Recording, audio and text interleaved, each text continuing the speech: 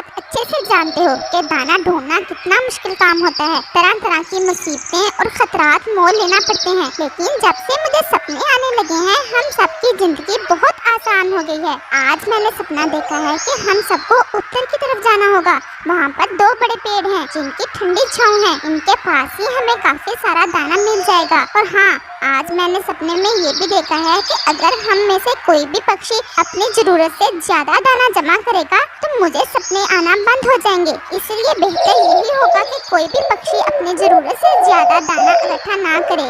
जी रानो चिड़िया, हम ऐसा ही करेंगे जैसा आप कहेंगी, और हम में से कोई भी अपनी जरूरत से ज्यादा दाना जमा नहीं करेंगे। रानो में एक खास शक्ति थी कि वो जब भी रात को सोती तो उसे एक सपना आता और उसे ये दिख जाता कि दाना और पानी कहाँ से मिलेगा। और ऐसे वो अकेली दाना पानी खाने की बजाय सब पक्षियों को साथ लेकर चली जाती और ऐसे पक्षियों की जिंदगी बहुत आराम से गुजर रही थी। और ऐसे ही तमाम पक्षी उत्तर की तरफ चले जाते हैं। यही है वो 2 पेड़ जो मैंने सपने में देखे थे। हमें यहाँ ही उतरना होगा। और इस तरह तमाम पक्षी जी भरकर दाना खाते हैं, ठंडी छांव में थोड़ा आराम करते हैं और अपनी जरूरत के मुताबिक दाना लेकर वापस आ जाते हैं। प्यारे दोस्तों, क्या आपने मुझे सब्सक्राइब कर लिया है? और घंटी के आइकॉन को दबाना बिल्कुल मत भूलिएगा। रानो चिड़िया, ऐसे तो कोई तकलीफ नहीं है। सपना तुम देखती हो और हमें भी साथ लेकर ही चलती हो। लेकिन एक बात कहना थी मैंने तुमसे, अगर तुम बुरा ना मानो तो। जी कव्वे भैया, बताओ क्या बात है? वो वास्तव में बात ये थी कि मेरे दिल में है कि अगर आप मुझे भी सपना देखने की शक्ति दे दें तो मैं खुद से ही सपना देखकर चला जाया करूँगा, यहाँ मुझे अच्छा लगे। देखो कव्वे भैया, मुझे खुद नहीं पता कि मुझ में ये शक्ति कैसे आई। पता नहीं मुझसे कौन सा ऐसा कोई अच्छा काम हो गया है जिसके बदले में मुझे ये शक्ति मिली है। भला मैं तुम्हें कैसे बता सकती हूँ? क्या तुम्हें कोई तकलीफ महसूस होती है हमारे साथ जाने में? मैं तो कभी भी अकेले नहीं गई। दाना लेने के लिए हमेशा तुम सबको साथ लेकर चलती हूँ। नहीं नहीं, वो तो ऐसे ही मेरे दिल में विचार आया था। और कौवा वहाँ से चला जाता है। पता नहीं कौवा क्या क्या सोचता रहता है। भला ऐसे कैसे हो सकता है कि उस चिड़िया को पता ना हो कि उसे सपने कैसे आते हैं? बस बताना ही नहीं चाहती। कितना मजा आए अगर ये सपने मुझे आने लग जाएं। मैं तो सबसे बुद्धिमान बन जाऊं। मुझे कुछ करना होगा। क्या करूं? हाँ, मैं उल्लू के पास जाता हूँ। सुना है वो भी थोड़ा बहुत जादू जानता है। हो सकता है वो अपने जादू के असर से चिड़िया के सपने चुरा दे। कव्वे भैया, जाना नहीं क्या? आज रानो ने सपना देखा है कि हमें नदी की तरफ जाना चाहिए। बहुत मजा आने वाला है। उधर हमें मीठी मीठी शकरकंदी मिलने वाली है। नहीं, तुम जाओ, मुझे आज कोई काम है। और कौवा आज पक्षियों के साथ जाने की बजाय गुफा की तरफ उल्लू के पास चला जाता है। आओ भी काले कव्वे, कैसे आना हुआ? उल्लू जी, बात ये है कि मैं काला जरूर हूँ लेकिन हूँ बहुत सियाना। अच्छा बताओ, कैसे आए हो? तुम जानते हो कि हमारे जंगल में रानो जो सपने देखती है वो हमेशा सच होते हैं। हाँ, सुना तो है। मुझे उस चिड़िया के सपने चुराना है। ओ कव्वे, पागल हो गए हो? कभी किसी के सपने भी कोई चुरा सकता है? मैं तुम्हारे पास इसलिए आया हूँ कि तुम्हारे पास एक जादू की किताब है। तुम उससे मुझे जादू बताओ जिससे मैं रानो चिड़िया के सपने चुरा सकूं। हाँ, मेरे पास जादू की किताब है लेकिन मैं ऐसा कर नहीं सकता। प्लीज उल्लू जी, क्या तुम भूल गए हो जब तुम्हारे पापा के चोट लग गई थी रास्ते में? मेरे पापा ने उसे उठाकर तुम्हारे घर तक पहुंचाया था। मुझे अच्छे से याद है, लेकिन मैं क्या कर सकता हूँ? मेरे पास ऐसा कोई जादू नहीं है। अगर तुम ज्यादा ही जिद कर रहे हो तो तुम्हें मैं अपने शिक्षक के पास ले जाता हूँ। उधर यहाँ रानो चिड़िया अपनी शक्ति से सपना देखकर दाने की जगह सब पक्षियों के साथ मिलकर जाती। वहीं काला कौवा रानो के सपने चुराने का प्रोग्राम बना रहा था और इसी सोच में कौवा उल्लू के साथ इसके शिक्षक के पास जाता है। मैं जान गया हूँ कव्वे, तुम क्यों आए हो मेरे विद्यार्थी के साथ। अगर शिक्षक काबिल हो तो वो जान ही जाता है विद्यार्थी के दिल की बात। अगर मैं तुम्हें चिड़िया के सपने चुरा दूं तो बदले में तुम मुझे क्या दोगे? जी, आपको कैसे पता चला हम इस काम के लिए आए हैं आपके पास? क्या तुमने कौवे को बताया नहीं कि ज्यादा सवाल नहीं करते? जी जी शिक्षक जी, मैंने बताया था इसे। चुप कर जाओ तुम, अगर अब बोले तो शिक्षक जी तुम्हें पत्थर का बना देंगे। हाँ, तो बदले में तुम मुझे दोगे 2 चील के अंडे। मैंने इन पर कोई जादू करना है। जी जी जरूर, ये तो बहुत आसान है, वो पास में ही रहती है, मैं चुरा लूंगा। बस आप मुझे उस चिड़िया के सपने चुरा दें। मुझे बहुत शौक है कि वो सपने जो चिड़िया देखती है मुझे आए। तुम ऐसा करो, ये मेरा एक भाल ले जाओ, उस चिड़िया के घोंसले में जाकर उसे रख दो। बस जैसे ही तुम ये बाल वहाँ रखोगे, चिड़िया के सपने तुम्हें आने लगेंगे। आपका बहुत धन्यवाद। और कौवा और उल्लू वहाँ से चले जाते। कौवा शाम होने से पहले ही वापस जंगल आ जाता है। तमाम पक्षी अभी तक रानू के साथ नदी की तरफ गए हुए थे। कौवा अच्छा मौका जानकर जल्दी से बूढ़े जादूगर उल्लू का बाल चिड़िया के घोंसले में रख देता है और जल्दी से वहाँ से चला जाता है। रानू चिड़िया जैसे ही अपने घोंसले में आती है, अचानक से इसकी नजर उस बाल पर पड़ जाती है और वो उसे उठाकर पास ही में पत्तों पर फेंक देती है और सो जाती है। कौवा भी आज जल्दी सोने को चिंतित था। आजा आजा नींद, जल्दी से आजा, आज तो रानू के सारे सपने मुझे आने वाले हैं। और ऐसे कौवा सो जाता है। जैसे ही आधी रात होती है, कौवा एक बहुत डरावना सपना देखता है जिसमें इसका सर एक पेड़ पर लटका हुआ इसे नजर आता है और वो डर के मारे जोर से चीखता हुआ बचाओ बचाओ कहता हुआ उठ जाता है। ये क्या हो गया? इतना डरावना सपना? मैं जिंदा तो हूँ ना? लग रहा है जादू का असर उल्ट हो गया है। ऐसे कौवा फिर से सो जाता है और वो फिर से वही सपना देखता है। सारी रात कौवा सो नहीं पाता। वो जैसे ही सोने की कोशिश करता है, वो लटकता हुआ सर उसके सपने में आ जाता है। ऐसे ही रात गुजर जाती है। चिड़िया बहन, आज किस दिशा में जाना है? तुम जानते हो, मैंने कभी भी तुमसे झूठ नहीं बोला और कभी भी अकेले जाने का लालच नहीं किया, लेकिन मैं खुद बहुत परेशान हूँ। आज मैंने कोई सपना नहीं देखा, पता नहीं क्या हुआ है। मेरी शक्ति ने आज कोई भी सपना नहीं दिखाया। हमें तुम पर पूरा विश्वास है रानो, लेकिन ऐसा क्यों हुआ? कितना आसान था हमारे लिए जीवन, दाने की तो कोई फिक्र ही ना थी। कौवा समझ गया था कि ये सब इसके जादू की वजह से ही हुआ है, जिसका असर उल्टा हो गया है। रानू को भी कोई सपना नहीं आया और वो भी सारी रात डरावने सपने देखता रहा है। और कौवा सीधा उल्लू के पास जाता है। उल्लू जी, जादू का असर उल्ट हो गया है। मुझे सारी रात डरावने सपने दिखते रहे हैं और रानू को भी कोई सपना नहीं आया। मुझसे गलती हो गई। वो तो जो भी सपना देखती हमें साथ लेकर ही चलती थी। तुम किसी तरीके से ये जादू का असर खत्म कर दो। मैं सारी रात डरता रहा हूँ, बहुत मुश्किल से जाग जाकर रात गुजारी है। क्या वो बाल चिड़िया के घोंसले में ही है? हाँ हाँ, हमें जादू के असर को खत्म करने के लिए इस बाल को नदी में बहाना होगा। आप प्लीज मेरे साथ चलो, अभी मौका है। चिड़िया भी गई हुई है दाना ढूंढने, आज तो उसे भी कोई सपना नहीं आया था। सब पक्षी परेशान हैं, कहीं सबको पता न चल जाए ये सब मेरे कारण हुआ है। मैं नहीं जा सकता, ये काम तुम्हें खुद से ही करना होगा। जाओ और वो बाल नदी में बहा दो, इससे सब पहले जैसा हो जाएगा। और कौवा जल्दी से वापस जाता है। कौवा चिड़िया के घोंसले में जाकर वो बाल देखता है। वहाँ तो वो था ही नहीं, लेकिन पास ही में पत्तों पर उसे वो बाल मिल जाता है। वो जल्दी से वो बाल उठाकर नदी की तरफ चल देता है और उसे नदी में फेंक देता है। आज रात कौवा सोते हुए बहुत डर रहा था, लेकिन आज उसे कोई भी डरावना सपना नहीं आया और सुबह हो जाती है।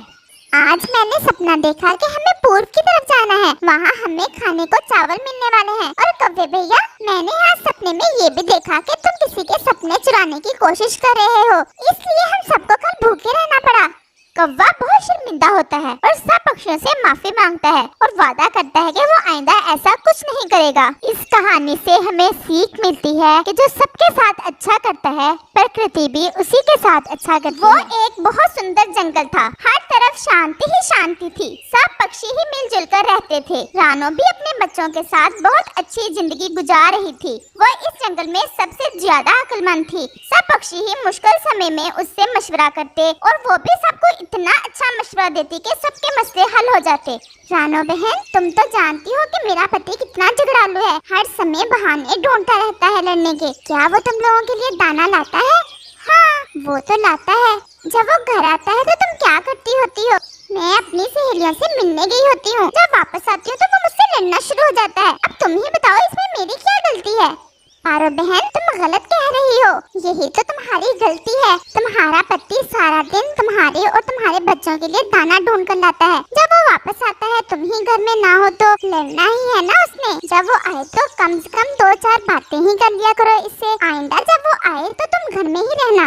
हाँ रानो बहन, ये तो मैंने कभी सोचा ही नहीं। मैं आज के बाद ऐसे ही करूँगी। आपका बहुत धन्यवाद। और पारो रानो को धन्यवाद बोलकर अपने घर की तरफ चल देती है।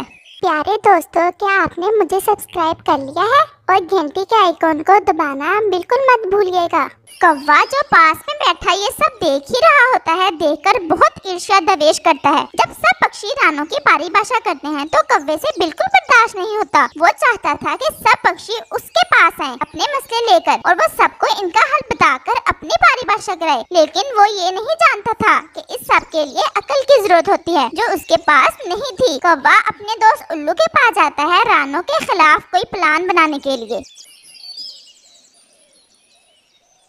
उल्लू भाई, आप तो जानते हैं उस रानो को कितनी चालाक है। हर समय कोई ना कोई चालाकी ही करती रहती है। सब पक्षियों को अपने पीछे लगा रखा है। अगर यही सब चलता रहा तो वो इस जंगल पर कब्जा ही कर लेगी। हमें कुछ करना होगा।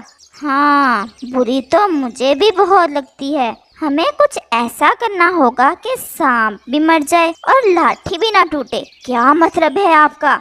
मतलब बहुत आसान है कि हम रानो को दूसरे पक्षियों के सामने इतना बुरा बनाते हैं कि सारे पक्षी खुद ही रानो को जंगल से निकाल दे। हाँ, कहा तो तुमने ठीक है, लेकिन हमें क्या करना होगा? हमें रानो को सबके सामने चोर बनाना है। लेकिन कैसे? तुम ऐसा करो कि 2-3 दिन सब पक्षियों के घोंसलों से दाना चुराओ। जब सब पक्षी दाना चोरी होने की आपस में बातें करेंगे तो हम रानो को चोर बनाकर सबके सामने पेश करेंगे। लेकिन कैसे? पहले तुम ये करो, आगे का प्लान बाद में बताऊंगा। और कौवा चला जाता है। कौवा 2-3 दिन सब पक्षियों के घोंसले से दाना चुराता है, सिवाय रानो के घोंसले के।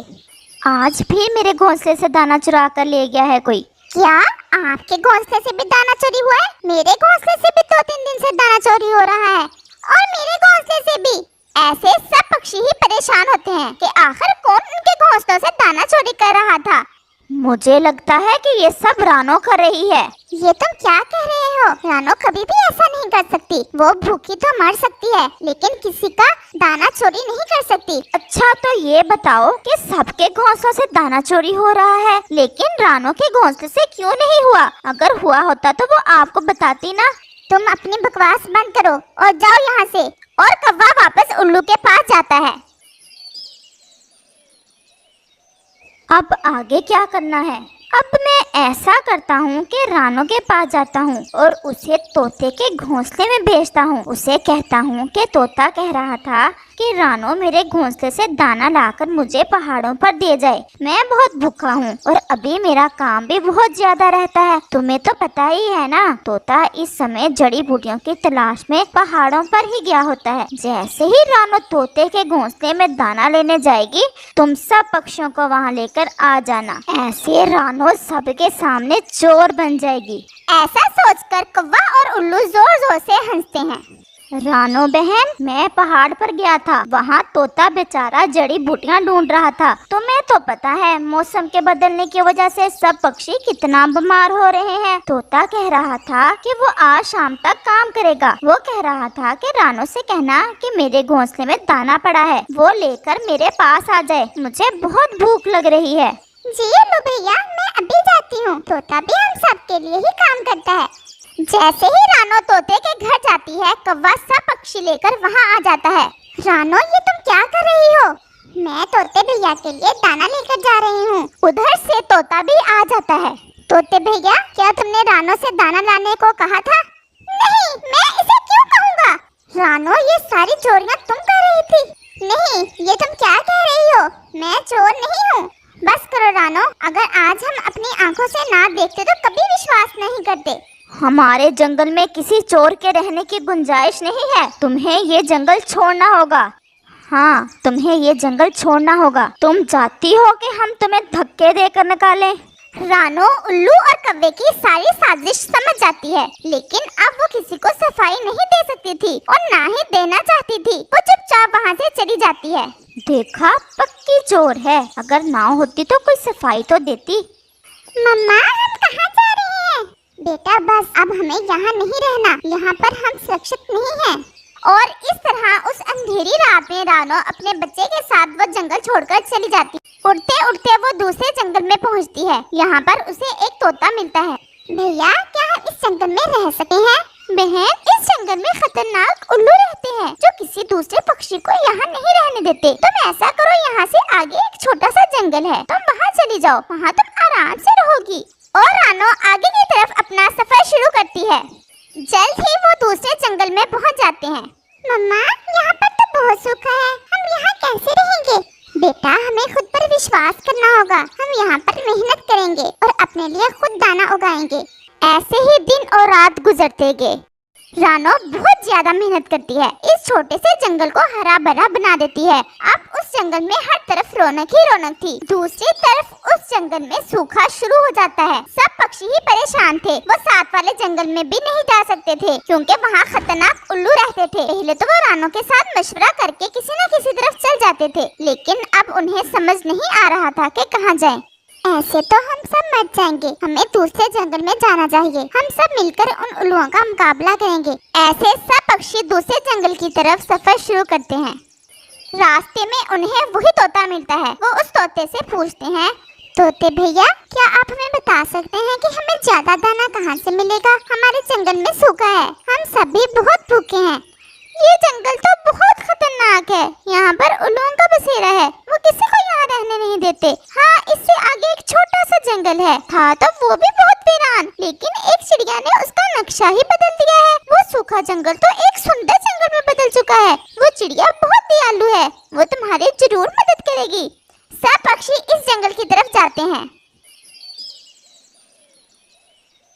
वहाँ जाकर उन्हें अपनी आंखों पर विश्वास नहीं होता। वो रानो थी, वही रानो जिसे उन्होंने चोर कहा था। कव्वा बहुत शर्मिंदा होता है। कव्वे भैया, अभी भी सबको सच नहीं बताएंगे क्या? और कव्वा सबको सच सच बता देता है।